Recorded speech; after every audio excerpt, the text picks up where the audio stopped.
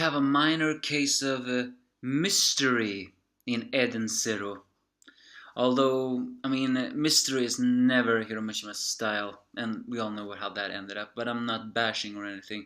And I'm saying we are putting questions here that, yes, it appears to be sister, and yes, it appears to not be.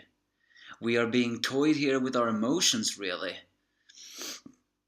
I can't say I like that, but I'm not bashing the chapter or anything. The chapter was amazing for me to read. Because the real star of this chapter is without doubt the sexy Homura. And Granny fan the Despair Reviewer, just one day before I actually take off for Thanksgiving. I'm gonna celebrate in America, mind you. I'll probably do my other reviews if I have time, or if I don't lose my computer, of course.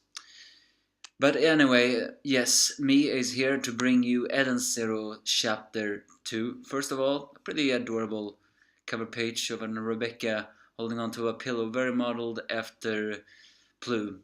It's also saying that the second volume in Japan was released on Friday the 16th.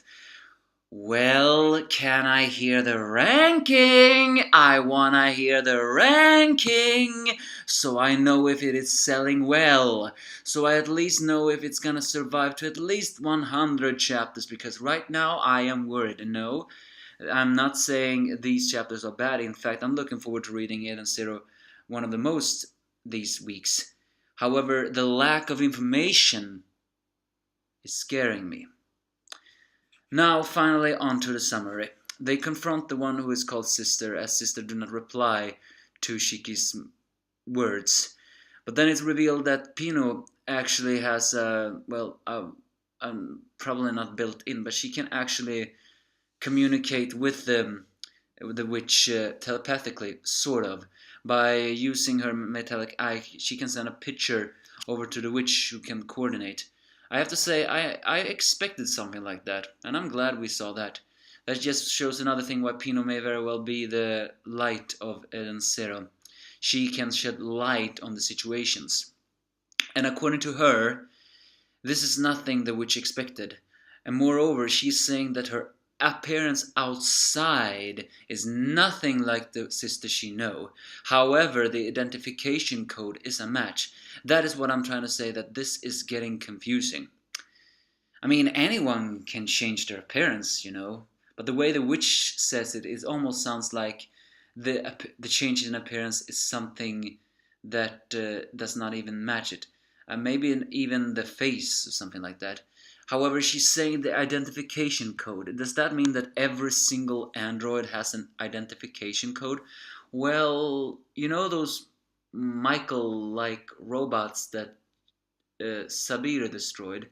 Before he presented his name, he did say a code. So yeah, maybe every single android does have an identification code, and that's how you find out who they are.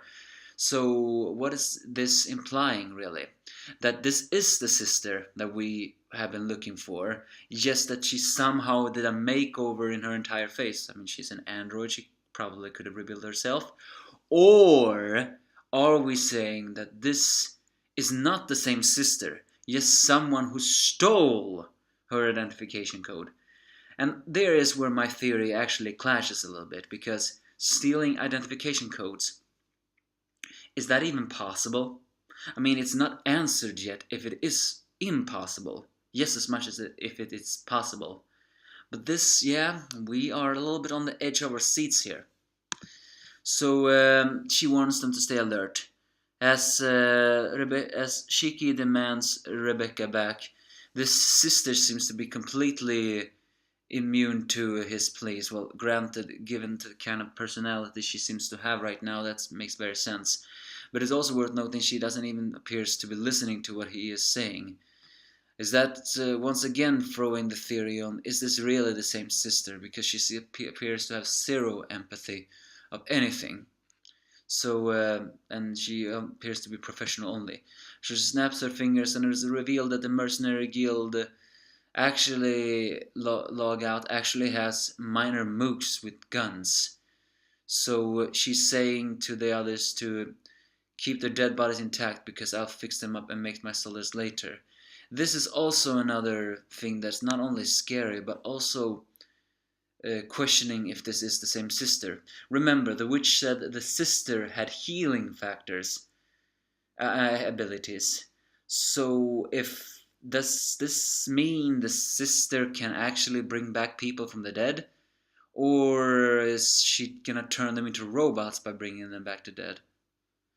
Because that seems to imply that yes, this could very well be the Eden Zero sister. Because if she has healing factor, there's very powers, very likely she can resurrect people. May explain why Jin has no empathy. Because, well, if you know one of the logouts seems to have empathy, and given if this sister seems to have that too, it's of course no one has that. But what I mean to say is he's apparently 60% cyborg, and you don't turn yourself into 60% cyborg unless, of course, there's something you wanted to give up. So he could very well have just been a resurrected soldier, or just someone who sold his soul for, well, you know, power. It's not important. So we see some nice fight scenes with Shiki fighting off some of the goons with his amazing gravity powers, but then the gravity fires a homemade missile. The one who saves him is none other than Homura, who reveals the true power of her ether gear. You remember when we were introduced to her formerly, she revealed she did have an ether gear, and now it's clear what that ether gear is. Actually, it's a power that allows her to bring forth an ether sword. This makes her abilities a little bit similar to Ersa from Fairy Tail, as well as Kagura. And I am not complaining, unlike the rest of the world. She's revealed that her ether gear's name is Soul Blade. So I mean Soul Blade, but you know how they say it. So yeah, that's pretty awesome. Shiki still doesn't have a name of his ether gear. I mean, there was that mocking name that Weiss gave him, but who knows. So Shiki considered her a samurai. However, she wanted to do a knight-like feeling. However, hate to break it to you, Homura, but the way you are dressed and the way you have that sword, I have a feeling, a knight feeling, didn't really work. However, it actually does put a theory on who Homura could be related to. You know, and we'll get to that in a little bit if I remember. Well, yeah, if I remember. So either way, she fights off the goons with some pretty amazing slashing powers, not to mention some sexy poses, so that's pretty good. And once again, the witch who sees everything, I think, from Pino's eyes, or at least something, does recognize the sword, but wonders why. Homura tells Toshiki to go on ahead while she takes care of these guys. And actually, a little Somnolence says that after all of this, will you have a match with me? And Chikiya says, sure, promise, but don't die on me. And so Homura says so. She deflects the bullets, also dual wield, as she reveals her full name as Homura Kougetsu, a blade, and this ether gear is passed on from her master in order to defeat the Demon King. This once again puts Homura's question into a thing. I mean, she appears to be an honest person. However, this actually makes me question once again on who the Demon King is. Note, again, we know nothing of Demon King Sige. From what we have seen from Shiki's flashback, it appears he was a kind and understanding old man, and a robot. And he believed in hearts.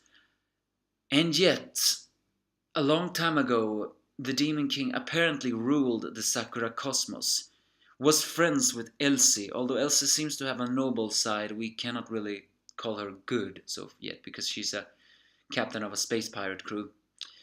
And the Space Federation, who we, by the way, still don't know if they're good as well, also knew of the ether gear that Demon King had. So it begs the question, was the Demon King always a good man? Or is it possible that he was corrupted by power, but yet had a change of heart? And that's one of the reasons why he went to Mother. I mean, actually that would maybe explain why Sister is evil, if the Demon King was evil. I mean, it doesn't explain why the witch so far appears to not be evil. However, the witch could very well be tricking us, or the witch is just that loyal to the cause of the Demon King, aka also Shiki, that she has switched her side to good. I mean, it's not exactly clear yet. However, another thing I wanted to theorize is Homura's full name is definitely Japanese, and her feeling is all of samurai, even though she said she wanted to have a knight-like feeling. And do you know those warriors that tend to have a knight-like feeling? The Valkyrie. Yeah, remember? The third member of the Eden Zero's name is Valkyria. If Homura is not related to sister, is it possible she is related to Valkyria? Because the witch recognizes this ether gear. But why defeat the Demon King though? Yeah, I mean, it could very well just be a complete unknown person. And as I said before, if Demon King Siggy was evil, he could very well have had some nemesis once upon a time. And Homura's master could very well have been that nemesis. Now, on to the final part. The sister goes on to using a ship, as she mentions. They were ordered to transport 30 beecubers, but only transport 39 since Shiki got in the way, so illegally refusing to pay them. However, she wonders if her squad, well, screw this off. So she is. So she mentions she's gonna have a good relationship.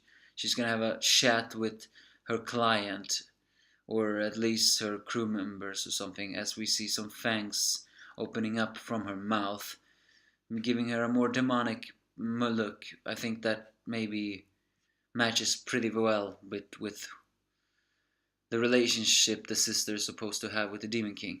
As the ship takes off, Shiki has managed to catch it by using his gravity power to be on the downside of it, and Pino is hanging on to him by holding on to his head. I have to say that picture of Pino holding on to Shiki, that is just pure adorable. In fact, I feel like Pino is a better mascot so far than Happy. I actually read some afterwards that seems to suggest that Pino originally was gonna be the mascot of Eden Zero. And while that didn't happen, she has definitely come into her own. And I really feel like she is extremely adorable. And I feel like if anyone's going to have a picture of Eden Zero, it's not going to be a Happy, it's going to be a Pino. So yeah, that's basically this chapter. Awesome, like it. Some nice action scenes there. This tension though, this question of who the hell is Himura Kougetsu, and more importantly, who is this sister, is a little bit nail-biting and, quite honest, a little bit annoying.